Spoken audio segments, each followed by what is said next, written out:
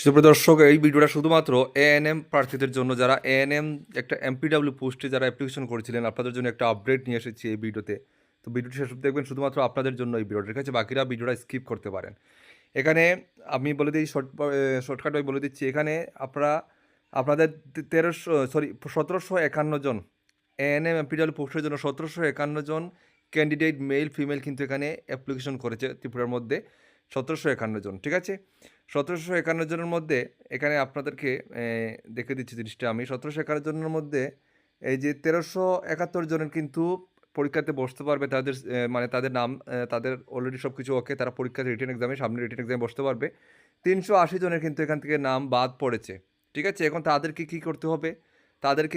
তাদেরকে বলা হয়েছে, আমি দেখে দিচ্ছি, তাদেরকে বলা হয়েছে, আপনাদের দেখুন, তাদেরকে বলা হয়েছে আবার ন্যূনতম, এখানে কয়েকটা ডকুমেন্টস আছে যেগুলো তাদেরকে আবার সেগুলো জমা দিতে হবে, ঠিক আছে? সেগুলো জমা দিতে হবে, যেমন registration certificate of ANM course, ঠিক আছে? এটা দিতে হবে। তারপরে পিআরটিসি এবং এইজ প্রুফ সার্টিফিকেট, মাধ্যমিক অ্যাডমিট কার্ড অথবা বার্থ সার্টিফিকেট, দুটোর মধ্যে একটা, এগুলো আপনাদেরকে জমা দিতে হবে। যদি জমা না দেন, তাহলে কিন্তু আপনাদের এটা রিজেক্ট হয়ে যাবে, আপনারা পরীক্ষাতে বসতে পারবেন না, ঠিক আছে? এএনএমের পরীক্ষাতে আপনারা বসতে পারবেন না।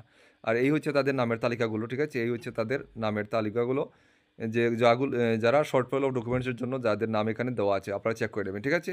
আর বাকি প্রার্থীদের 1371 জন, তাদের সব কিছু ওকে, তারা পরীক্ষাতে বসতে পারবে। তো সময় বোঝা যাচ্ছে খুবই কম, পরীক্ষা খুবই শীঘ্রই হয়ে যাবে।